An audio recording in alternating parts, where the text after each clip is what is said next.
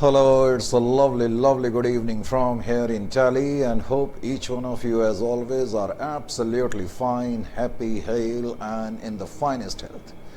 So now, in this particular session, as always, the curiosity arises whenever I say actually what we are supposed to do. In fact, we are picking up a very heavyweight chapter, and each one of you were quite keen and crazy that I should start this particular chapter. And this particular chapter happens to be, as you know, business combination and corporate restructuring. Of course, in the light of Ind AS 103, we are going to do, as I said, a very heavyweight, important, significant chapter, that is business combination and corporate restructuring. Now, the moment I uttered the word business combination and corporate restructuring, some of you might be feeling that you are already familiar with these two words, business combinations and corporate restructuring. Yes, you are not wrong at all. Your notion is absolutely correct. You are already familiar with these two words. And if I will open it down, or as we call it in English, that is, if I am going to break it up, then ultimately we will come across the wordings like amalgamation, absorptions. So business combination, corporate restructuring is nothing, almost sort of what we call amalgamation, absorption, reconstruction, merger, demerger, spin-off, reverse merger, as you are already what we call quite familiar of with these wordings, these what we call connotations. Now, if you remember, actually, you have done amalgamation, absorption, external reconstruction at least, if not demerger or demerger, reverse merger, etc. But definitely, I expect that each one of you have already gone through amalgamation and absorption. But amalgamation and absorption, which you did earlier, of course, you did in the light of existing accounting standard, that is AS 14. Of course, the names suggest quite similarities, so some of us might be tempted to say or tempt to what we call think that this particular chapter has got great similarity with the one which we have already done earlier. I wish I could say yes, but unfortunately I will have to say no. There is a complete contrast, as we are going to see under Ind AS 103, business combination, corporate restructuring. It is not at all what we call bearing any similarity with the one which you already did earlier in the light of AS 14.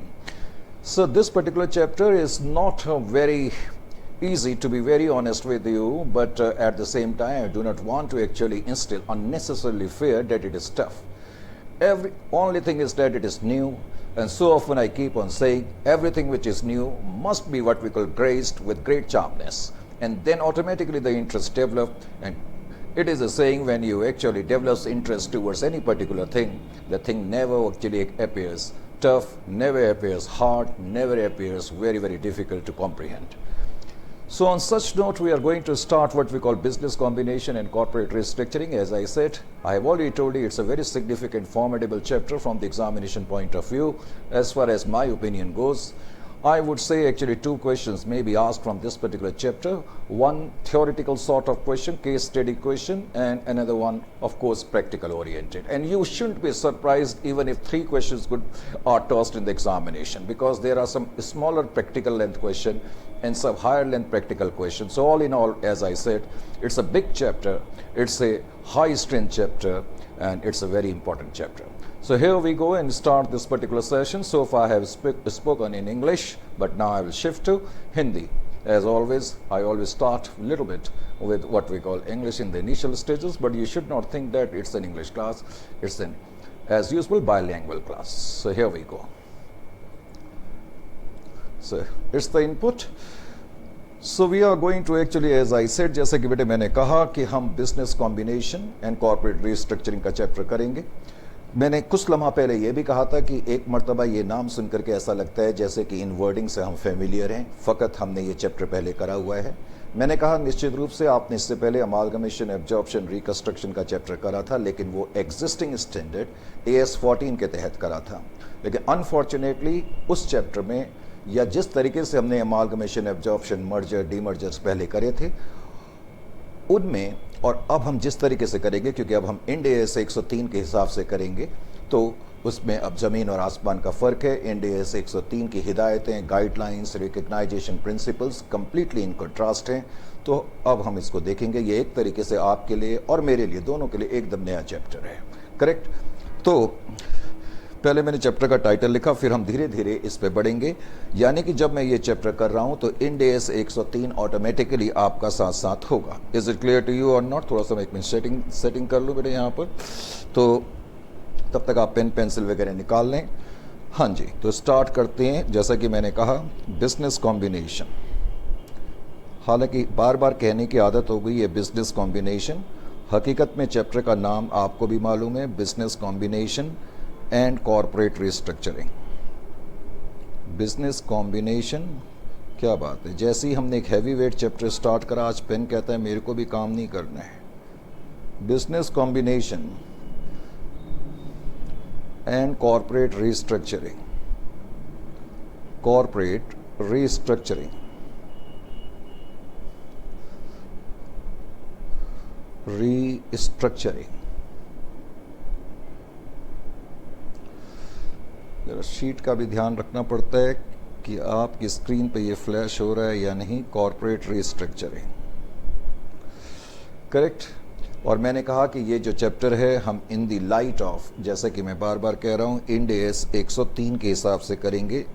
जब मैंने कहा कि हम end S 103 के हिसाब से इस chapter को करेंगे तो इसका ये भी मतलब निकला कि मैं IFRS 3 की बात कर रहा हूँ। IFRS 3, correct. कोई भी ऐसा इंड एस जो IFR पर बेस्ड है, IFRS पर बेस्ड है, वो 100 की सीरीज का है। IFRS 3 इसका कॉरस्पॉन्डिंग इंड एस होगा, end S 103, correct. Business combination का चैप्टर हम स्टार्ट कर रहे हैं, आप लोग तैयार रहें। तो मैंने अब बोलना शुरू करा। शुरुआत में ऑफ कोर्स हम थोड़ा सा डिस्कशन करेंगे ही। मेन ऑब्जेक्टिव इस स्टैंडर्ड का बेसिकली क्या है, अगर मैं आपसे कहूँ, अभी आपने लिखना नहीं है, मैं एक रफ शीट ले रहा हूँ। ये मैंने एक रफ शीट निकाली। रफ शीट कहाँ चलेगी? चलिए जी, चलो मैं दूसरी रफ शीट निकाल लेता हूँ। यहाँ ना कोई, एक सेकंड जरा वेट करें। ये लीजिए जी, मैंने एक रफ शीट निकाली और अभी तुमने कुछ लिखना नहीं है, ठीक है। पहले ये ध्यान रखना है कि कुछ भी लिखना नहीं है। बिजनेस कॉम्बिनेशन, मान लेते हैं एक एंटिटी ए है और एक एंटिटी बी है। हम ये भी मान लेते हैं कि इस एंटिटी ने इस एंटिटी का बिजनेस ले लिया। किसने बिजनेस ले लिया? एंटिटी ए ने एंटिटी बी का बिजनेस ले लिया। एक आम बोलचाल की भाषा में हम बोलेंगे कि ये परचेजिंग कंपनी है। जैसा कि आप इससे पहले जब अमालगमेशन एब्जॉर्प्शन करते थे तो आप अधिकतर इन्हीं अल्फाजों का इस्तेमाल करते थे। ये परचेजिंग कंपनी है, जिसका बिजनेस हमने ले लिया, वो वेंडर कंपनी है, करेक्ट। ये अपना बिजनेस बेचने वाली एंटिटी है, ये बिजनेस खरीदने वाली एंटिटी है। तो एंटिटी ए ने एंटिटी बी का बिजनेस लिया। अब बेटे इन्हीं अल्फाज को इंड एस में हम थोड़ा दूसरे अंदाज में बोलेंगे। एंटिटी ए जो है उसको मैं बोलूँगा कि ये एक्वायरर है, ACQUIRER, ये एक्वायरर एंटिटी है। एक्वायर करना, किसी चीज़ को हासिल करना, तो उसी से ये लफ्ज़ बना दिया गया एक्वायरर। और जिस एंटिटी को बेटा एक्वायर करा गया है वो एक्वायरी कंपनी है। हालांकि पहले भी ऐसे वर्ड यूज़ होते थे जैसे वेंडी कंपनी, अगर आपने कभी सुना हो तो। एनीवे, अभी हम धीरे धीरे आपको इंड एस के लफ्ज़ों के प्रति, मैंने कहा, आकर्षित करने की कोशिश कर रहे हैं। तो आम बोलचाल की भाषा का यूज़ कर करके हम टफर जार्गन को समझने की कोशिश करें। जार्गन का मतलब है शब्दावली को यूज़ करने, समझने की कोशिश कर रहे हैं। ए ने बी का बिजनेस लिया, तो मैंने कहा इंड एस की परिभाषा में इसको मैं एक्वायरर कंपनी कहूँगा, इसको मैं एक्वायरी कंपनी कहूँगा, करेक्ट। अब मुझे समझाने की ज़रूरत नहीं पड़नी चाहिए कि एक्वायरर किस एंटिटी को कहते हैं और एक्वायरी किस एंटिटी को कहते हैं। जो बिजनेस ले रही है वो एक्वायरर है, जिसका बिजनेस लिया जा रहा है वो एक्वायरी है। यहाँ तक कोई बड़ी बात नहीं है। चूँकि अब हम इंड एस 103 को देख रहे हैं, तो इंड एस 103 की जो गाइडलाइंस हैं उसका भी साथ साथ हम विश्लेषण करेंगे, विमोचन भी करेंगे, करेक्ट। अब स्टैंडर्ड पहले तो क्या है, ये स्टैंडर्ड का बेसिक थीम क्या है? अगर मैं एक बहुत ही शॉर्टकट अंदाज में बात करूं, कम अल्फाजों में बात करूं, तो मैं ये कहूँगा कि इंड एस 103 का जो मुख्य उद्देश्य है वो दरअसल एक्वायरर से रिलेटेड बुक से है, क्योंकि ये बिजनेस लेने वाली एंटिटी है। स्टैंडर्ड जो है हम बाद में देखेंगे कि हमें कुछ गाइडलाइंस प्रस्तुत करता है जिसमें कि एक्वायरर को कुछ गाइडलाइंस मिलती हैं, कुछ इशारे मिलते हैं, कुछ हेल्प मिलती है कि किस तरीके से वो रिकग्नाइज करे, मेज़र करे अपनी फाइनेंशियल स्टेटमेंट्स में उसने एक्वायरर ने जो जो इससे एसेट लिए हैं, जो जो इसकी लायबिलिटीज़ टेक ओवर करी हैं, वेंडर कंपनी के जो एसेट और लायबिलिटीज़ हमने टेक ओवर करे हैं, ये रफ शीट है, अभी आपने नहीं लिखना है। तो स्टैंडर्ड कहता है, बेसिकली स्टैंडर्ड का थीम क्या है? स्टैंडर्ड हम देखेंगे बाद में, it establishes the principles with respect to recognization rule, with respect to measurement rules, with respect to the assets and liabilities which the acquirer has taken over of the acquiring entity. Correct? तो basic theme तो मैंने आपको standard का बताया। Standard का basic theme अब आपको पता लगना चाहिए कि एक्वायरर जब एक्वायरी कंपनी के एंटिटी के एसेट्स और लायबिलिटीज़ को टेक ओवर करेगा, क्योंकि हम उसके बिजनेस को टेक ओवर कर रहे हैं, तो हम उसको अपनी बुक्स में किस तरीके से रिकग्नाइज करेंगे, किस तरीके से मेज़र करेंगे, अपनी फाइनेंशियल स्टेटमेंट में किस तरीके से प्रेजेंट करेंगे, इसके बारे में हमें कुछ इंफॉर्मेशंस, इसके बारे में हमें कुछ, मैंने कहा, गाइडलाइंस प्राप्त होंगी इस स्टैंडर्ड के थ्रू। नंबर 1 पॉइंट, अभी आपने लिखना कुछ नहीं है, मैं सिर्फ स्टैंडर्ड का थीम प्रस्तुत करने की कोशिश कर रहा हूं। दूसरी चीज, आपको याद होगा जब आप अमालगमेशन एब्जॉर्प्शन नाम का चैप्टर करते थे, खास तौर से जब आप परचेजिंग कंपनी की बुक्स में एंट्री करते थे, तो यहां परचेजिंग कंपनी एक्वायरर है। मैंने ये भी कहा इंड एस 103, अगर मैं कम अल्फाज में कहूं तो बेसिकली हम देखेंगे कि एक्वायरर से रिलेटेड बुक से ही संबंधित है। करेक्ट, मोटे तौर पर। दूसरा पॉइंट क्या है? दूसरा पॉइंट मैं बता रहा था कि आपने इससे पहले अमालगमेशन एब्जॉर्प्शन नाम का चैप्टर कराया। परचेजिंग कंपनी की बुक्स में जब आप एंट्री करते थे, आपको याद होगा, खासतौर से जब आप सेकंड एंट्री करते थे तो आपकी गुडविल या कैपिटल रिजर्व निकलता था। तो यहां पर भी स्टैंडर्ड यही कहता है, जब एक्वायरर ने एक्वायरी का बिजनेस टेक ओवर करा तो किस तरीके से हम रिकग्नाइज करेंगे। बेटे, बहुत से लोगों को तो ना ये रिकग्नाइज का मीनिंग मैंने देखा आज तक पता नहीं है। फिर वो सोचते हैं रिकग्नाइज और मेजर एक ही वर्ड है। बेटा, अकाउंट्स में रिकग्नाइज का मतलब क्या है, इसको मैं आपको ऐसे समझाने की कोशिश करता हूं। सपोज एक आदमी बनाना खरीद रहा है, केले खरीद रहा है, करेक्ट। अब उसने 4 केले खरीदे, या चलो आधा दर्जन थे उसने केले खरीदे, 6 केले उसने खरीदे, और बनाना लेकर के वो घर आया। घर में उसकी वाइफ ने कहा, क्या बेकार से केले तुम लेकर के आ गए, अब ये देखो 2 केले तो कितने खराब हैं। तो उसकी वाइफ ने 2 केले तो बिल्कुल बस झटके से फेंक ही दी, ये खाने लायक, और 4 केले लेकिन उन्होंने रख ली। इसी को मैं अकाउंटिंग लैंग्वेज में कहूंगा, 6 बनाना में से उन्होंने 2 बनाना को रिकग्नाइज नहीं करा। उन्होंने ये माना ही नहीं कि ये जो है बनाना हमारे पास आए। Are you getting the point of recognization? और 4 बनाना उन्होंने जो है वो रिकग्नाइज कर लिए। सिमिलरली अकाउंट्स में अब यहां पर क्या पोजीशन है, मैंने किस तरीके से उसको एनालाइज नहीं कर रहा, मैं एनालाइज करने की कोशिश करी है, इसमें समानता लाने की कोशिश करी है कि जब हम एसेट्स और लायबिलिटी ले रहे हैं तो उसमें से किसको पहले तो रिकग्नाइज करें, यानी कि किसको हम पहले अपनी बुक्स में लिखें। ये रिकग्नाइज का मतलब है। जब हम रिकग्नाइज करेंगे उसके बाद ही उसकी मेजरमेंट पॉसिबल हो सकती है। आपकी बात समझ में आ गई कि नहीं आ गई?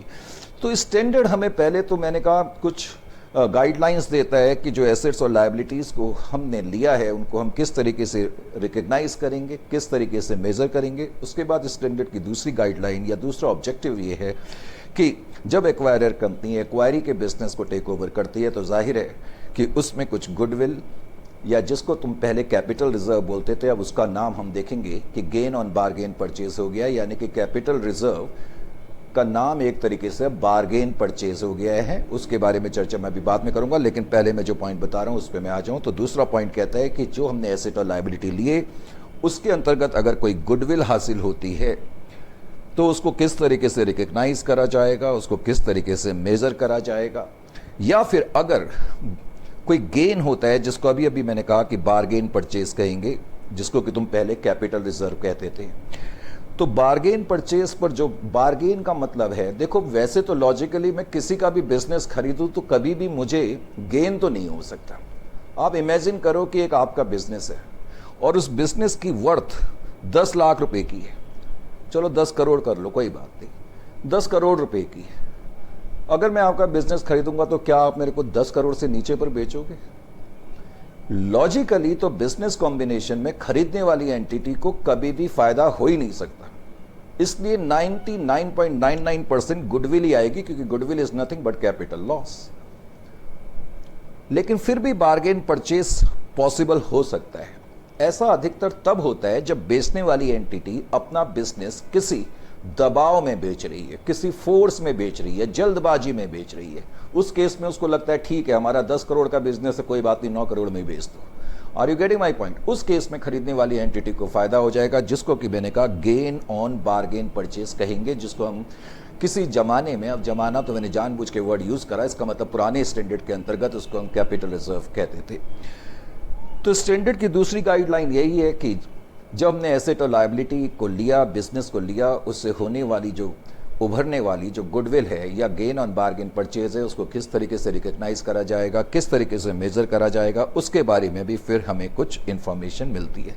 ये उसके अलावा स्टैंडर्ड का तीसरा मेन ऑब्जेक्टिव ये भी है, पहला ऑब्जेक्टिव कि जो हमने एसेट और लायबिलिटी लिए, अभी आपको कुछ लिखना नहीं है, मैं सिर्फ अभी नॉर्मल बात कर रहा हूँ। हमने जो एसेट एंड लायबिलिटी लिए उसको कैसे रिकग्नाइज और मेजर करना है, जो गुडविल है और जो बार्गेन परचेज या गेन ऑन बार्गेन परचेज है उसको कैसे रिकग्नाइज करना है। और तीसरा पॉइंट इसमें है non controlling interest. Non controlling interest का क्या मतलब है? जैसे मैंने किसी का बिजनेस लिया, करेक्ट, सपोज मैंने किसी का बिजनेस लिया, ये ए है ये बी है, ए ने बी का बिजनेस लिया। अगर 100% हमने एंटिटी बी के शेयर्स एक्वायर कर लिए तब तो नॉन कंट्रोलिंग इंटरेस्ट कभी भी नहीं आएगा। लेकिन अगर हमने 80% शेयर एक्वायर करे तो इसका मतलब 20% शेयर इस एंटिटी के हमारे पास नहीं है। तो जिस एंटिटी को हमने लिया उसके जितने शेयर हमारे पास नहीं है, सिंपल अल्फाजों में, एक आम बोलचाल की भाषा में हम उसको नॉन कंट्रोलिंग इंटरेस्ट कहते थे, जिसको कि तुम पहले के स्टैंडर्ड्स के मुताबिक माइनॉरिटी इंटरेस्ट कहते थे अकाउंटिंग स्टैंडर्ड AS 21 में। आपको याद आया जब आप होल्डिंग कंपनी वगैरह करते थे तो नॉन कंट्रोलिंग इंटरेस्ट, इसकी चर्चा अभी भरपूर रूप से हो गई, आप बिल्कुल निश्चिंत रहें। अभी हम सिर्फ एक ओवरव्यू देख रहे हैं। तो एंटिटी ए ने जब एंटिटी बी का बिजनेस लिया स्टैंडर्ड के मुताबिक और स्टैंडर्ड के ऑब्जेक्टिव के मुताबिक, मैंने कहा कि अब एंटिटी ए को यह देखना है किस तरीके से वो अपने एसेट और लायबिलिटी को रिकग्नाइज करेगी। उसके लिए उसको स्टैंडर्ड में दी हुई बातों का ध्यान रखना पड़ेगा। वो बातें कौन सी हैं उसकी चर्चा आगे अभी होगी। और इसी तरह से जो गुडविल आई उसको किस तरीके से मेजर करेंगे, इसी तरह बार्गेन परचेज आया किस तरीके से मेजर और रिकग्नाइज करेंगे, और नॉन कंट्रोलिंग इंटरेस्ट को किस तरीके से हम मेजर करेंगे, ये स्टैंडर्ड की मुख्य धारा है। Are you getting my point और नॉट? अभी हमने सिर्फ नॉर्मल बातें करनी है, अभी हम और कुछ बात नहीं कर रहे हैं। जाहिर है कि स्टैंडर्ड, ये तो अभी मैंने एक तरीके से ना स्टैंडर्ड की अभी पहली गाइडलाइन के बारे में, ऑब्जेक्टिव के बारे में बताया। अगर मैं दूसरा पॉइंट बात करूं तो दूसरा पॉइंट क्या है? अभी कुछ लिखना नहीं है, ये रफ वर्क है। तुम्हें पता है कि मेरा इस तरह का काम वैसे भी कम ही करता हूँ, रफ काम, लेकिन अभी मैं सिर्फ समझा रहा हूँ। अभी हम फेयर वर्क पे आएंगे, जब मैं आपको लिखने के लिए बोलूँगा आपने तभी लिखना है। स्टैंडर्ड ये भी कहता है कि दिस स्टैंडर्ड यानी कि इंड AS 103, अब जब मैं स्टैंडर्ड बोलूं तो मेरा मतलब इंड AS से ही होगा। तो इंड AS 103 ये भी कहता है कि ये स्टैंडर्ड अप्लाई उसी ट्रांजैक्शन पर होगा, उसी ट्रांजैक्शन पर, लिखना नहीं है अभी आपने, उसी ट्रांजैक्शन या इवेंट्स पर होगा जो कि बिजनेस कॉम्बिनेशन है, जो कि बिजनेस कॉम्बिनेशन है। सर ये भी कोई कहने वाली बात है? ये तो हमें मालूम ही है कि ये स्टैंडर्ड बिजनेस कॉम्बिनेशन के लिए ही बना है।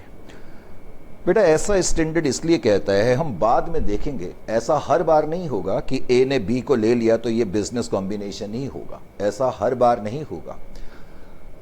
तो अगर ए ने बी को लिया तो पहले तो ए ने बी को टेक ओवर करा, ये एक ट्रांजैक्शन इवेंट है।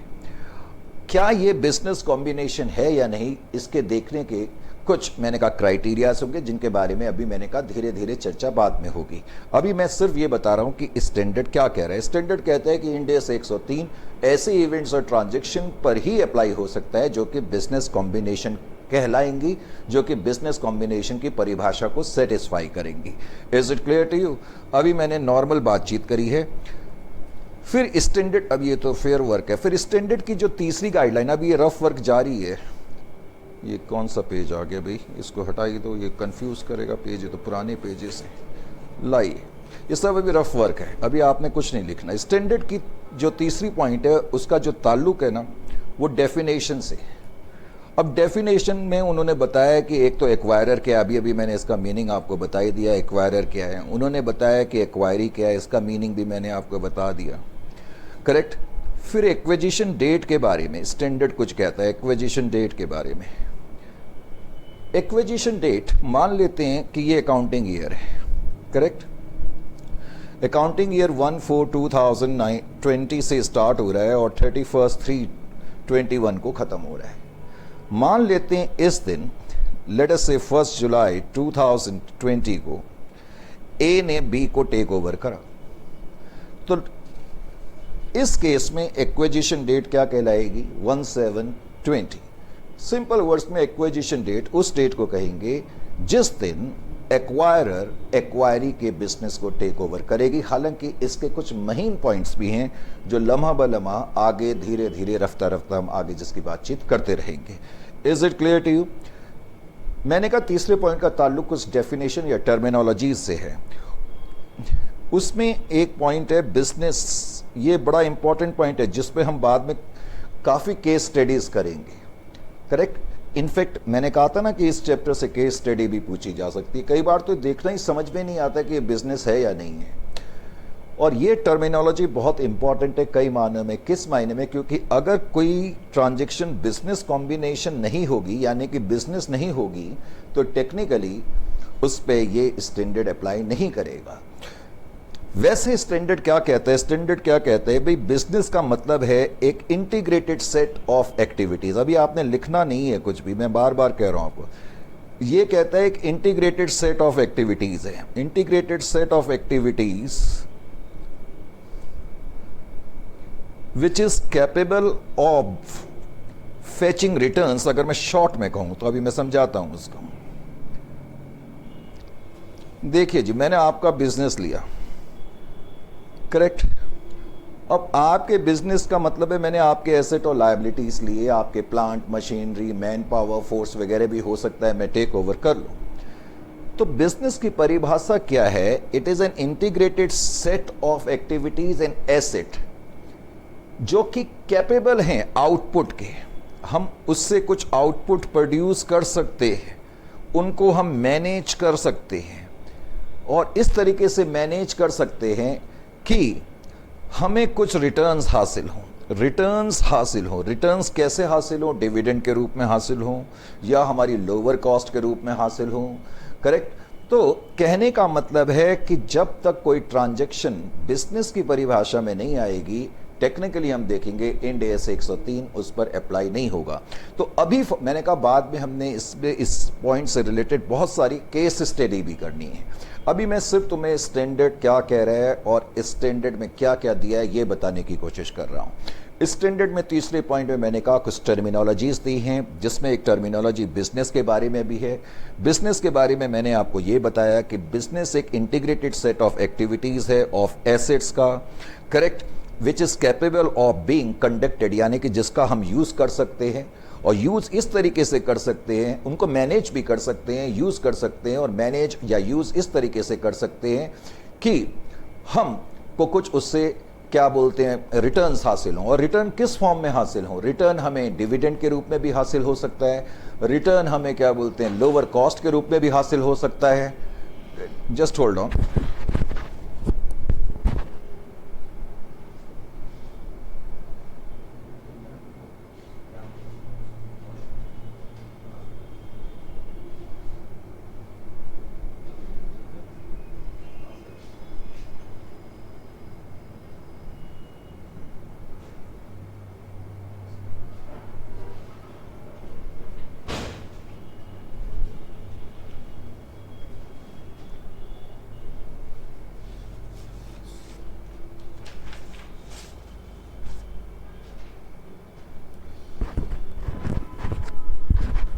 Sorry for this sudden interruption. Actually कभी कभी क्या होता है कि अब शाम का वक्त है और स्टाफ भी जा चुका है, कोई आ जाता है तो बड़ी प्रॉब्लम हो जाती है। एनीवे, तो मैं ये बता रहा था कि बिजनेस क्या है। तो बिजनेस आपने देखा इट इज़ ए सेट है, it is a set of integrated activities या फिर it is a set of assets which can be conducted, which can be managed for the purpose of providing returns, और returns किस form में हो सकते हैं, dividend के रूप में हो सकते हैं, लोअर कॉस्ट के रूप में हो सकते हैं। अभी मेरी चाय भी आ गई है और मैं चाय भी पी लूँगा अगर आपकी इजाज़त हो। तो किसी भी तरह का इकोनॉमिक बेनिफिट मिल सकता है। याद रखें, जब तक बिजनेस कि ये क्राइटेरिया सेटिस्फाई नहीं होगी, इस इंड AS 103 का इस्तेमाल हो ही नहीं सकता। फिर स्टैंडर्ड ने एक्वायरर, एक्वायरी, एक्विजिशन डेट और बिजनेस के बाद एक और डेफिनेशन दी है, वो है बिजनेस कॉम्बिनेशन की। अगली डेफिनेशन बिजनेस कॉम्बिनेशन की दी है। अब बिजनेस कॉम्बिनेशन क्या है? कोई भी ऐसी ट्रांजैक्शन, कोई भी ऐसा इवेंट जो कि बिजनेस कॉम्बिनेशन की परिभाषा को पूरा करता है। अगर वो बिजनेस कॉम्बिनेशन की परिभाषा को पूरा करेगा, यानी कि बेसिकली मैंने बताया कोई भी ट्रांजैक्शन और event in which an acquirer, as I said, obtains control of one business or other businesses, कोई भी ऐसी ट्रांजैक्शन और इवेंट जिसके तहत एक्वायरर किसी बिजनेस का कंट्रोल हासिल करता है, एक बिजनेस का या एक से ज्यादा बिजनेसेस का। याद रखें, बिजनेस वर्ड जो है बहुत इंपॉर्टेंट है, तभी वो बिजनेस कॉम्बिनेशन कहलाएगी और इंड AS 103 के दायरे में आएगी। Is it clear to you और नॉट? तो ये कुछ इसमें मैंने कहा डेफिनेशंस वगैरह भी दी हुई हैं। अभी मैं स्टैंडर्ड की केवल नॉर्मल बातें आपको बता रहा हूं, मैं इनके बारे में लिखूंगा भी, चिंता मत करें। करेक्ट, बिल्कुल चिंता ना करें, सारी चीजें मुझे लिखानी भी होती हैं, आपको मालूम है। अभी मैं सिर्फ आपको बता रहा हूं, बाद में हम देखेंगे। टर्मिनोलॉजी में एक वर्ड दिया गया है contingent consideration. What is contingent consideration? Contingent का मतलब भी है जो किसी चीज पर निर्भर करता है। अगर एंटिटी A एंटिटी B का बिजनेस टेक ओवर करेगी तो फ्री में तो करेगी नहीं, हमें उसको कुछ कंसिडरेशन देना पड़ता है। आप लोगों को मालूम ही है, उसको परचेज कंसिडरेशन बोलते हैं। ये वर्ड है कंटिंजेंट कंसिडरेशन। अब कंटिंजेंट कंसिडरेशन बेटे क्या है? कंटिंजेंट कंसिडरेशन का मतलब ऐसा कंसिडरेशन जो कुछ चीजों पर निर्भर करता है। एंटिटी A ने एंटिटी B का बिजनेस तो लिया और यह भी तय हो गया कि हम आपको 10 लाख रुपए, 10 करोड़ रुपए आज देंगे, लेकिन साथ में एक क्लॉज या एक एग्रीमेंट भी हो गया कि एंटिटी A, लेने वाली एंटिटी B को 5 लाख रुपए और देगी अगर आने वाले 2 सालों में हमारा प्रॉफिट इतनी मात्रा से ज्यादा होगा। यानी कि ये कंसिडरेशन कंटिंजेंट है, निर्भर है किस चीज पर? आने वाले सालों में अगर प्रॉफिट होगा। हालांकि आपको याद रखना है कि कंटिंजेंट कंसिडरेशन को भी रिकॉग्नाइज करा जाता है और इसको भी हम परचेज कंसिडरेशन के हिस्से में बाद में लेंगे। इसके बारे में चर्चा और आगे जारी रहेगी। ये कुछ टर्मिनोलॉजी पॉइंट नंबर 3 के अंदर दी हुई थी। करेक्ट, अभी ये सब रफ वर्क है, अभी आपको नहीं लिखना है। 4th पॉइंट क्या है? अब सबसे बड़ा पॉइंट तो यही है, आइडेंटिफाइंग। अब ये अभी आपने लिखना नहीं है, मैंने कहा मैं बाद में आपको सब चीजें लिखाऊंगा, अभी आप सिर्फ सुने, थोड़ा सा आपकी एक्लेमेटाइजेशन होनी चाहिए। आइडेंटिफाइंग अ बिजनेस कॉम्बिनेशन, ये एक बड़ा इंपॉर्टेंट स्टेप है। एक एंटिटी के लिए जरूरी है an entity shall determine whether a transaction is a business combination by applying the definition in this Ind AS। यानी कि कोई ट्रांजैक्शन बिजनेस कॉम्बिनेशन है या नहीं, उसके लिए इस स्टैंडर्ड में दी हुई परिभाषा का मुझे इस्तेमाल करना पड़ेगा। परिभाषा जो मैं बिजनेस के बारे में बता रहा था, यानी कि हम सिर्फ किसी एंटिटी के अगर एसेट और लायबिलिटी ले लें तो इसका यह मतलब नहीं है कि हमारी एंटिटी ने उस एंटिटी को ले लिया और ये बिजनेस कॉम्बिनेशन है और ये इंड AS 103 के दायरे में आएगी। नहीं, अगर हम किसी एंटिटी को टेक ओवर कर रहे हैं, ये जो ट्रांजैक्शन या इवेंट है ये बिजनेस की परिभाषा को खास तौर से सेटिस्फाई करे, तभी ये ट्रांजैक्शन बिजनेस कॉम्बिनेशन बन सकती है। यानी कि इसका जब मैंने बिजनेस लिया तो एसेट और लायबिलिटी जो हैं, जैसा कि मैंने कहा, वो कुछ इंटर रिलेटेड होने चाहिए, इंटीग्रेटेड होने चाहिए, ताकि मैं उनको कंडक्ट कर सकूं, मैनेज कर सकूं, उनका यूज कर सकूं और इस तरीके से कर सकूं कि मुझे कुछ रिटर्न मिले। तब ये कहा जाएगा कि एंटिटी B का बिजनेस हमने ले लिया और तब मैं इसको इंड AS 103 के दायरे में लूंगा। अगर मैंने एंटिटी बी के सिर्फ एसेट और लायबिलिटी लिए, लेकिन अगर मैं वो सेट ऑफ इंटीग्रेटेड एक्टिविटी नहीं है, उनको मैं कंडक्शन और मैनेज नहीं कर सकता, या मैं उनका इस्तेमाल नहीं कर सकता इकोनॉमिक बेनिफिट्स के लिए, तो तब वो इंड एस 103 के दायरे में नहीं आएंगे। तब वो नॉर्मल एक्विजिशन माने जाएंगे। जैसे आप एसेट खरीदते हैं या लायबिलिटी टेक ओवर करते हैं, जैसे नॉर्मल आप एंट्री करते हैं, तब आप उनकी एंट्री वैसे करेंगे, यानी कि उसको normal acquisition of asset and liability माना जाएगा। तब वो इंड एस 103 के दायरे में नहीं आएगा। ये एक बड़ा अहम स्टेप है। जाहिर है ये चीज़ें थोड़ी सी हल्की फुल्की देखने के बाद अब मेन चीज़ जिसका कि हमें इंतज़ार होता है वो है अकाउंटिंग, क्योंकि अल्टीमेटली हमने करनी क्या है, अकाउंटिंग।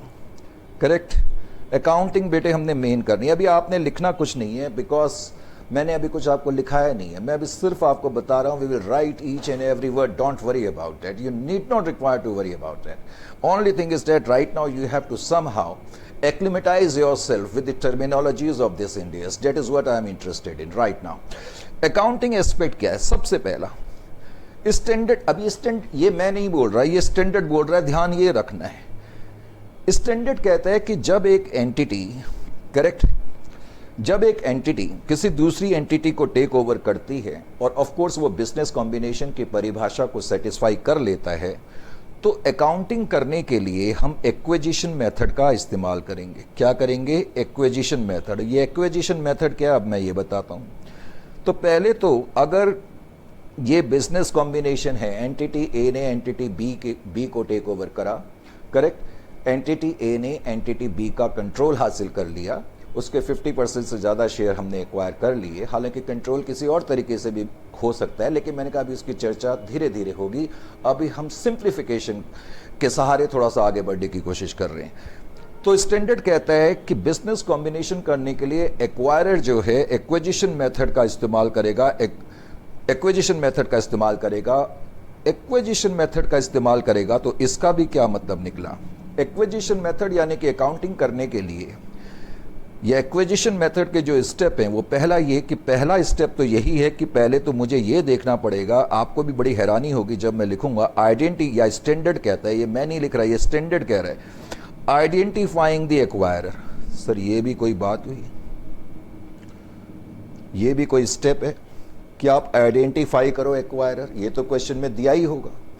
अब आपको मैं यहां एक मजेदार बात बताता हूं। जब मैंने आपसे कहा कि एंटिटी ए ने एंटिटी बी का बिजनेस ले लिया, नो डाउट कि ये एक्वायरर है, ये एक्वायरी है, लेकिन कभी कभी रेयर केसेस में इंड एस के तहत ऐसा पॉसिबल हो सकता है कि भले ही ए ने इसका बिजनेस लिया हो, लीगल तौर पर तो यही एक्वायरर है, लेकिन अकाउंटिंग करने के लिए इसको भी एक्वायरर माना जा सकता है। यानी कि जो एंटिटी जिसको टेक ओवर करा जा रहा है, वो जो कि टेक्निकली लीगल रूप से तो एक्वायरी कंपनी है, ये एक्वायरर है, लेकिन इंड एस में हम देखेंगे एक और कॉन्सेप्ट है, अकाउंटिंग एक्वायरर और अकाउंटिंग एक्वायरी। तो कभी कभी रेयर सर्कमस्टेंसेस में ऐसी पॉसिबिलिटी हो सकती है कि जिस एंटिटी को लिया जा रहा है अकाउंटिंग करने के पर्पस के लिए, उसी को मैं एक्वायरर मानूं। इसीलिए ये स्टेप है आइडेंटिफाइंग द एक्वायरर।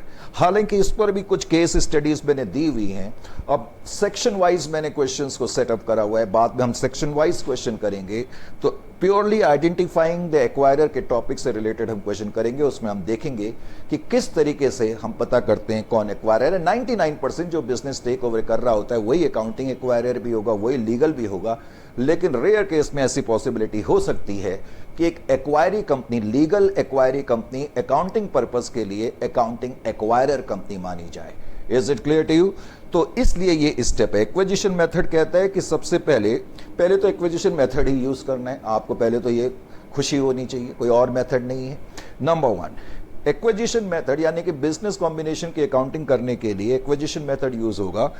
हम पहला स्टेप है कि हमें यह पता करना है कि अकाउंटिंग एक्वायरर कौन है।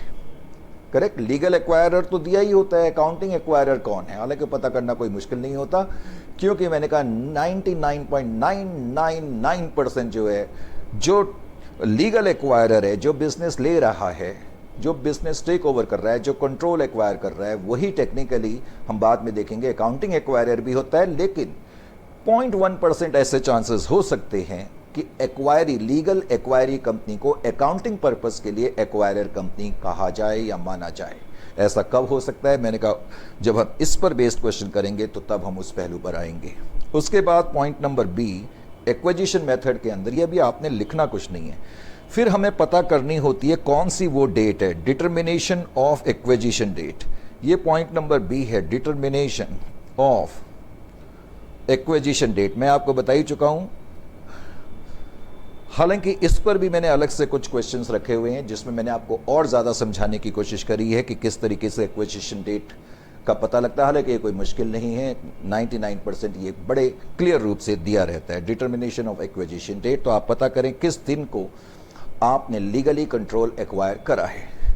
फिर पॉइंट नंबर सी है, मैंने कहा जब एंटिटी ए ने एंटिटी बी का बिजनेस लिया, करेक्ट, और हम मान लेते हैं कि एंटिटी ए ही अकाउंटिंग एक्वायरर है, यानी कि अकाउंटिंग के लिए एक्वायरर कंपनी ए है। अब हमें यह भी पता लग गया, लेट अस से, कि ये फलाना फलाना डेट ऑफ एक्विजिशन है। ये दोनों चीजें क्लियर करने के बाद अब मेन अकाउंटिंग स्टार्ट होती है। मेन अकाउंटिंग में पहले तो मैंने कहा अब मुझे ये देखना पड़ेगा, रिकॉग्नाइज करना पड़ेगा कि भाई मैंने कौन कौन से एसेट्स और लायबिलिटी लिए हैं। हालांकि स्टैंडर्ड कहता है रिकॉग्नाइज, तीसरा स्टेप है recognising and measuring the identifiable assets acquired. Identifiable assets acquired यानी कि जिनको आसानी से आइडेंटिफाई करा जा सके। तो जो जो एसेट आपने आइडेंटिफाइबल एसेट्स और लायबिलिटी एज्यूम करी हैं उनको आप रिकॉग्नाइज करें, उनको आप मेजर करें, और साथ ही साथ नॉन कंट्रोलिंग इंटरेस्ट को भी आप रिकॉग्नाइज करें और मेजर करें।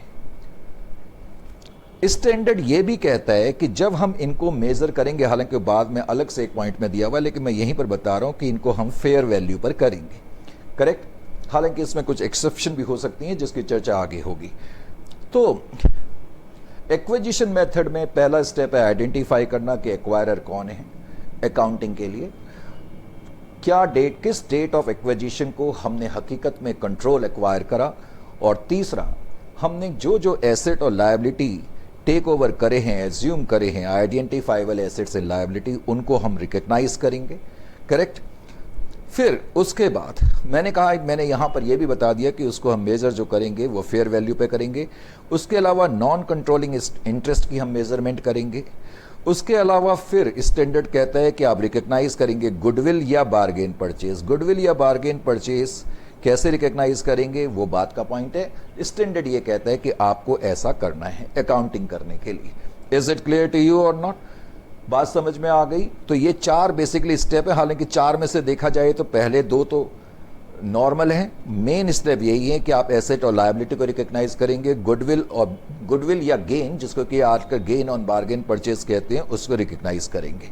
Is it clear to you और नॉट? ये आपके मेन स्टेप्स हैं जी अकाउंटिंग करते वक्त। अभी मैंने सिर्फ रफ काम स्टार्ट करा, मैंने अभी कुछ स्टार्ट ही नहीं करा।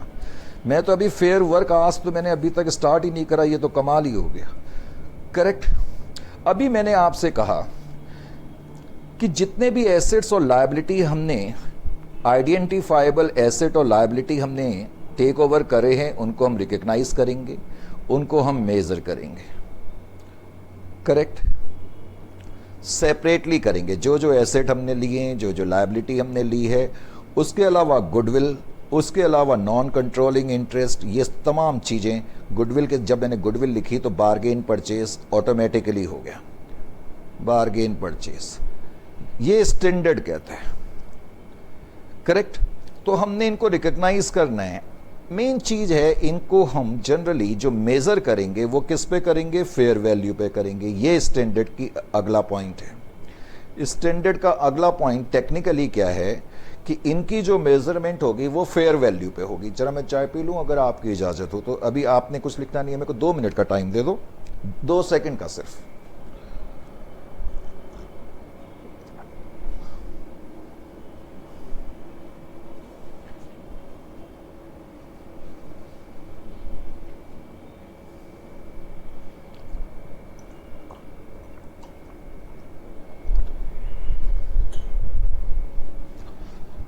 हाँ जी, तो मैंने कहा तीसरे पॉइंट, नेक्स्ट पॉइंट जो है वो मेजरमेंट से रिलेटेड है। मैंने बताया जो भी एसेट, लायबिलिटी, गुडविल वगैरह आपने रिकग्नाइज करें, उनको आप फेयर वैल्यू पे करेंगे मेजरमेंट, इसमें तो कोई डाउट ही नहीं है। लेकिन ना इसमें कुछ एक्सेप्शन है, हालांकि एक्सेप्शन पर मैंने बाद में अलग से केस स्टडीज लिखी हुई हैं, लेकिन अब पॉइंट चला है तो हल्का सा मैंने उसका भी बताया।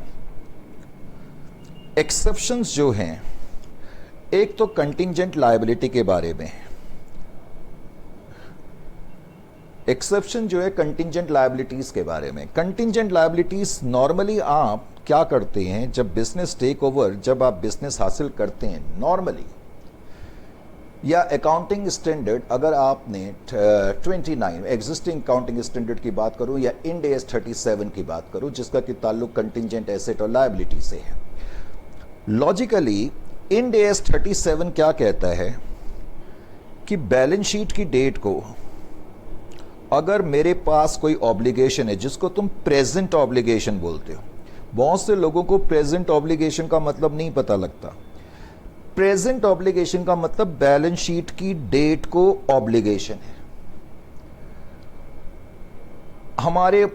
हमें यह मालूम है कि हमें कुछ पैसा देना पड़ सकता है, हमें लग रहा है कि कोई लायबिलिटी है। अगर हमें लगता है कि आउटफ्लो ऑफ फंड्स प्रोबेबल है, आउटफ्लो ऑफ फंड्स प्रोबेबल है, आपको याद है या नहीं है? अगर आउटफ्लो ऑफ फंड्स प्रोबेबल हैं तो आप उसको रिकग्नाइज करते थे एज ए लायबिलिटी के रूप में। Are you getting my point और नॉट? याद आया आपको कि नहीं? लेकिन यहां पर मैंने कहा, पहले तो स्टैंडर्ड क्या कहता है कि जितने भी एसेट और लायबिलिटीज आपने टेक ओवर करे हैं उनको आप रिकग्नाइज करेंगे, यानी कि अपनी बुक्स में लिखेंगे। अब मान लेते हैं कि आपने बिजनेस टेक ओवर करा और उनकी कोई कंटिंजेंट लायबिलिटी है, लेकिन आउटफ्लो ऑफ फंड्स की संभावना कम है। अगर इंड एस 37 को मैं मद्देनजर रखूं तो टेक्निकली मुझे इसको लायबिलिटी के रूप में रिकग्नाइज नहीं करना चाहिए, क्योंकि आउटफ्लो ऑफ फंड्स ही नहीं है, प्रोबेबिलिटी ऑफ आउटफ्लो फंड्स नहीं है, तो मैं थोड़ी रिकग्नाइज करूंगा। इंड एस 37 तो यही कहता है, या एग्जिस्टिंग अकाउंटिंग स्टैंडर्ड 29 यही कहता है। लेकिन यहां पर इंड एस 103 क्या कहता है, उनकी अगर कोई कंटिंजेंट लायबिलिटी है और चाहे probability of outflow of funds है या नहीं, इर्रिस्पेक्टिव ऑफ दैट, आप इसको रिकग्नाइज करेंगे। तो इसका मतलब ये एक्सेप्शन रिकग्नाइजेशन का हो गया। नॉर्मली हम रिकग्नाइज कब करते हैं, मैंने अभी आपको बताया, जब probability of outflow of funds हो। लेकिन यहां इंड एस 103 कहता है कि मैंने जिसका बिजनेस टेक ओवर करा उसकी कोई कंटिंजेंट लायबिलिटी है और probability of outflow of funds हो या ना हो, हमने उसको रिकग्नाइज करना है। Are you getting my point और नॉट? इसी तरह से कुछ और एक्सेप्शंस तुम्हें दी हुई है। एक है इसी तरह से इनकम टैक्स की है, ये एक्सेप्शन है। इनकम टैक्स, एम्प्लॉय बेनिफिट्स, मैंने कहा इनकी चर्चा लेकिन आगे होगी, अभी सिर्फ मैं आपको बता रहा हूं। इंडिम्निफिकेशन एसेट, इंडिम्निफिकेशन एसेट, आपने पता नहीं ये सुना है या नहीं सुना। इंडिम्निफिकेशन एसेट क्या है? सपोज मैंने आपका बिजनेस टेक ओवर करा, करेक्ट, और आपकी एक कंटिंजेंट लायबिलिटी है 500 की।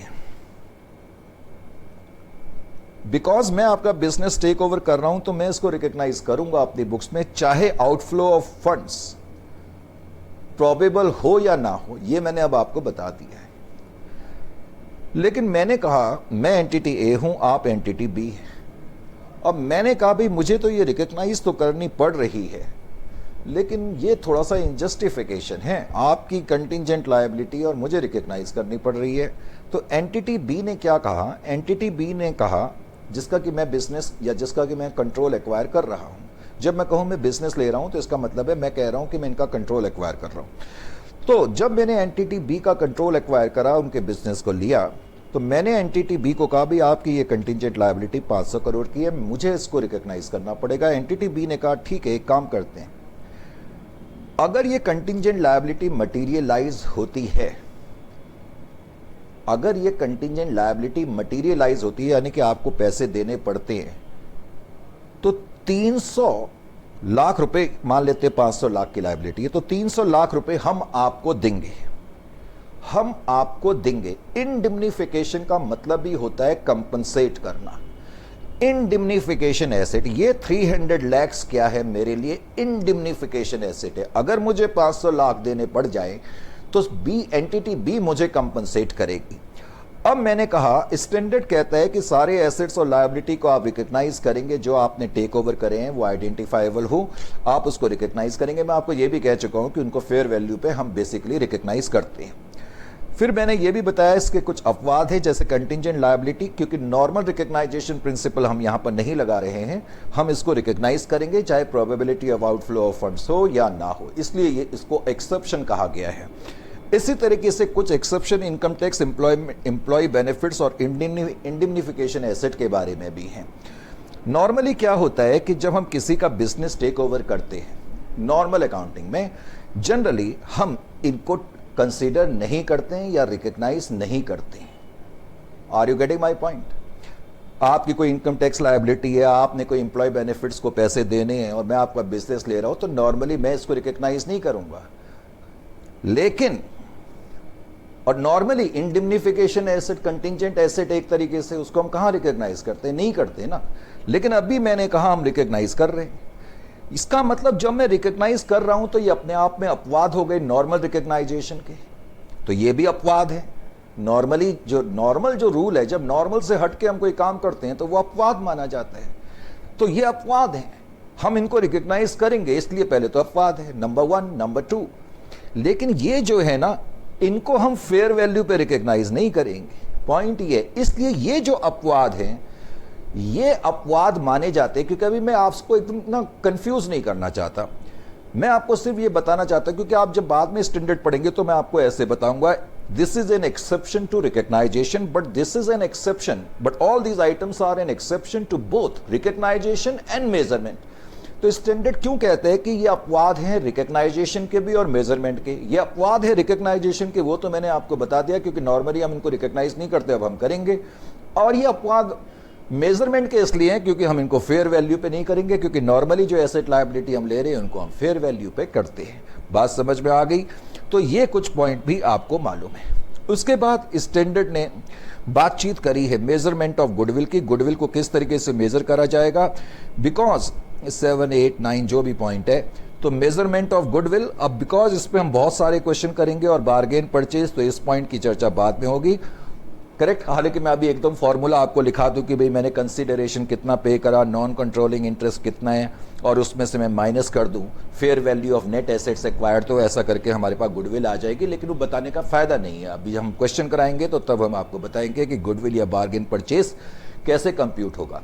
जब मैंने ये क्लास स्टार्ट करी थी तो मैंने आपको ये भी बताने की कोशिश करी थी कि इस चैप्टर में से आपका एक थ्योरेटिकल, एक तो प्रैक्टिकल में से, एक तो छोटा प्रैक्टिकल, तो छोटा प्रैक्टिकल ना आपका इसी टॉपिक से आने के चांसेस है। करेक्ट। अभी हम जब क्वेश्चंस करेंगे, करीब मैंने 15-16 क्वेश्चन तो इसी टॉपिक पर दिए, calculation of goodwill, bargain purchase, non controlling interest. तो अभी हम जब क्वेश्चंस करेंगे तो तब आपको ये टॉपिक ऑटोमेटिकली समझ में आएगा। अगला पॉइंट बार्गेन परचेज के बारे में, मैंने कहा वो टॉपिक इसी में कवर होगा। करेक्ट। फिर स्टैंडर्ड ने अगला पॉइंट, एक्चुअली मैं सिर्फ अभी आपको ये बता रहा हूं कि स्टैंडर्ड में क्या क्या है। फिर अगला पॉइंट जो है वो कंसिडरेशन ट्रांसफर से। लो जी, स्टैंडर्ड क्या कहता है? स्टैंडर्ड कहता है कि जब आप किसी का बिजनेस परचेज करेंगे या कंट्रोल एक्वायर करेंगे, करेक्ट, किसी को टेक ओवर करेंगे तो फ्री में तो करेंगे नहीं, आप उसको कुछ पेमेंट देंगे। करेक्ट। अब आपको ये मालूम होना चाहिए कि जो पेमेंट आप देंगे यानी कि कंसीडरेशन, वो एक तो वो फेयर वैल्यू पे मेजर होगी। इसका क्या मतलब निकला? फेयर वैल्यू पे मेजर होगी। सपोज मैंने आपको 2000 शेयर दिए 10 रुपए वाले, लेकिन मार्केट में मेरी कंपनी के एक शेयर की वैल्यू 300 है सिंप्लिसिटी के लिए, तो परचेज कंसीडरेशन 2000 इंटू 20 नहीं माना जाएगा, date will be considered 2000 into 300। ये मतलब है इसका। नंबर 1 कंसिडरेशन के अंदर दूसरा पॉइंट क्या है कि जो मैं आपको पेमेंट दे रहा हूं, मैं कैश में भी दे सकता हूं, शेयर्स में भी दे सकता हूं, इक्विटी में भी दे सकता हूं, प्रेफरेंस शेयर्स में भी दे सकता हूं, वारंट्स में भी दे सकता हूं, शेयर वारंट्स में भी दे सकता हूं, ऑप्शंस में भी दे सकता हूं, मैं किसी भी रूप में आपको पेमेंट दे सकता हूं। ये कंसिडरेशन के अंदर पॉइंट है। करेक्ट। फिर एक पॉइंट इसमें दिया हुआ है अगला पॉइंट स्टैंडर्ड का जो ताल्लुक रखता है, अभी मैं रफ वर्क कर रहा हूं, अभी आपने कुछ नहीं लिखना है, कुछ मैं सब लिखाऊंगा, चिंता मत करें। बहुत से स्टूडेंट को तो लगता है पता नहीं ये लिखाएंगे नहीं लिखाएंगे, चलो लिख दो। क्या लिखोगे तुम इसमें, अभी कुछ मैंने क्लियरली लिखा ही नहीं है। बिजनेस कॉम्बिनेशन इन स्टेजेस, अभी आप सिर्फ सुनते जाओ, पहले एक बार दिमाग में बना लो ये स्टैंडर्ड में क्या क्या है। Business combination achieved in stages, ये अगला पॉइंट है जी। इस पॉइंट में क्या है, सपोज मैं एंटिटी ए हूं, आप एंटिटी बी हैं, आपकी कंपनी के जितने भी शेयर्स हैं, आपकी कंपनी की टोटल जितनी भी शेयर कैपिटल है, मान लेते हैं उसमें से 35% शेयर मेरे पास हैं। अब मेरे पास है, इसका मतलब मैंने आपकी कंपनी में इन्वेस्टमेंट करी है, मैं आपको कंट्रोल नहीं कर रहा। कंट्रोल में कैसे कर सकता हूं, मेरे पास 35% शेयर्स ही हैं। लेकिन मान लेते हैं कि सिंप्लिसिटी के लिए 1/4/2017, इसको ऐसा करते 21 कर लेते, 20 कर लेते। 1/4/2020 को मेरे पास आपकी कंपनी के 35% शेयर है, पहले से ही है, मैंने पहले से ही आप में इन्वेस्ट करके रखा है। इस दिन मैंने आपकी कंपनी के 15% शेयर और खरीद लिए, बल्कि 15 क्या, चलो ऐसा कर लो, मैंने आपकी कंपनी के 20% शेयर और खरीद लिए। अब मेरी तो इस तारीख को मेरी स्टेक होल्डिंग आपकी कंपनी में कितनी होगी, 55% की होगी। इसका मतलब अब आपकी कंपनी जो है, अब आपकी कंपनी जो है मेरे कंट्रोल में आ गई। This is known as, just इसको हम बोलते हैं स्टेप एक्विजिशन भी, या business combination achieved in stages. पहले मेरी इन्वेस्टमेंट थी, धीरे धीरे करके मैंने आप में, पहले तो मैंने आप में पार्टिसिपेट करा और बाद में मैं आपको कंट्रोल करने लग गया। एक आम बोलचाल की भाषा में इसका मतलब बेसिकली ये हो गया। ये बात आपकी समझ में आ रही है या नहीं आ रही है, या खाली हाँ हाँ बोले जा रहे हो? कोई डाउट इसमें अभी तक किसी भी तरीके का? ये शीट्स में जरा नीचे रख दो, बहुत सारी शीट्स हो गई हैं, ठीक है। अच्छा, स्टैंडर्ड में हम बाद में ये भी देखेंगे, बहुत सारी रफ शीट हो गई है, चिंता ना करें, अब हम मेन वर्क पे आ ही रहे हैं। लेकिन मेरा पर्पज़ है कि पहले आपको बताना, सारी चीज़ों से अवगत कराना। बाद में हम देखेंगे स्टैंडर्ड ने एक पॉइंट ये भी दिया हुआ है कि कभी कभी मैं किसी का बिजनेस सिर्फ कॉन्ट्रैक्ट के बल पर एक्वायर कर सकता हूँ। नॉर्मली तो क्या होता है कि जब तक 50% से ज़्यादा स्टेक्स हमारे आप में नहीं होंगे, आपका कंट्रोल हमारे पास नॉर्मली नहीं आता है। यानी कि जनरली कंट्रोल एक्वायर करने के लिए हमें कुछ खर्च करना पड़ेगा। खर्च मैंने कहा हम किसी भी रूप में कर सकते हैं, कैश भी दे सकते हैं, शेयर्स भी दे सकते हैं, बल्कि मैं अपना कोई बिजनेस भी आपको दे सकता हूँ। स्टैंडर्ड ये भी कहता है कंसिडरेशन के पार्ट माना जाएगा। अच्छा, इसका मतलब नॉर्मली तो मैंने कहा कि हम आपको कुछ कंसिडरेशन दे करके आपका कंट्रोल एक्वायर करते हैं, लेकिन कभी कभी ऐसा हो सकता है दो एंटिटी के बीच में एक कॉन्ट्रैक्ट हो जाए जिसमें कंसिडरेशन का आदान प्रदान ही ना हो। मान लेते हैं एंटिटी बी और एंटिटी ए में कॉन्ट्रैक्ट हो गया कि आप हमें कंट्रोल कर लो, बात खत्म। तो इसमें कोई कंसिडरेशन देने की जरूरत थोड़ी पड़ रही है। इसको हम बोलते हैं business combination achieved without exchange of consideration. क्या बोलते हैं? Business combination achieved without exchange of consideration. Is it clear to you और नॉट? समझ में आया? फिर लास्ट में हम देखेंगे, इनने कॉमन कंट्रोल के बारे में बातचीत करी है, स्टैंडर्ड ने कॉमन कंट्रोल के बारे में चर्चा मैंने कहा मैं आपकी बिल्कुल लास्ट में करूंगा। यानी कि जब हम चैप्टर के आखिर में पहुंचेंगे ना, इससे रिलेटेड मैंने 3-4 क्वेश्चन भी डाले हुए हैं, बल्कि हैवी क्वेश्चन से, बड़े बड़े क्वेश्चन से, जिनका 9-10 पेजों में तो सॉल्यूशन ही आएगा। तो कॉमन कंट्रोल से रिलेटेड चर्चा बाद में होगी। ये है आपका बिजनेस कॉम्बिनेशन 103। निचोड़ अल्टीमेटली आप निकाल सकते हैं। बेसिकली स्टैंडर्ड का ताल्लुक क्या है कि जब हम कंट्रोल एक्वायर करते हैं बिजनेस का या बिजनेसेस का, तो उस केस में एक्वायरर अपनी बुक्स में किस तरीके से अकाउंटिंग करता है। ऑफ कोर्स जब अकाउंटिंग करेंगे तो कुछ सिंपल पॉइंट्स भी हैं, कुछ मीडियम पॉइंट्स भी हैं और कुछ थोड़ा सा महीन पॉइंट्स भी हैं। तो हमने बहुत सारे क्वेश्चंस रखे हुए हैं, सेक्शन वाइज क्वेश्चंस रखे हुए हैं, और आपको समझने में कोई प्रॉब्लम इसको नहीं आएगी। जितनी भी ये थ्योरेटिकल चर्चा मैंने करी है, मैंने कहा ये सारी मैं आपको लिखाऊंगा, आप इस बात से बिल्कुल चिंता ना करें। लेकिन मैं कब लिखाऊंगा, कहां पर लिखाऊंगा, किस पॉइंट पर लिखाऊंगा, इसके लिए हम एक प्रॉपर टाइमिंग का इंतजार करेंगे। करेक्ट टाइमिंग के इंतजार का मतलब ये नहीं कि पहले अभी हम देखें भाई 6:07 पे लिखाना है या 8:09 पे लिखाना है, ऐसा कुछ नहीं। कहने का मतलब किस पॉइंट पर आकर के हमने आपको ये सारी थ्योरी लिखानी है। फिलहाल इस पर्टिकुलर सेशन में अभी मैंने ये हल्का सा ओवरव्यू दिया। नेक्स्ट सेशन में जो भी मैंने ये थ्योरेटिकल चर्चा करी है, थोड़ा सा हम उसको प्रैक्टिकल कर करके सप्लीमेंट करने की कोशिश करेंगे और फिर धीरे धीरे इस चैप्टर की तरफ आगे बढ़ेंगे। Correct? So it's a short goodbye from here, but shortly we are going to hold down another meeting.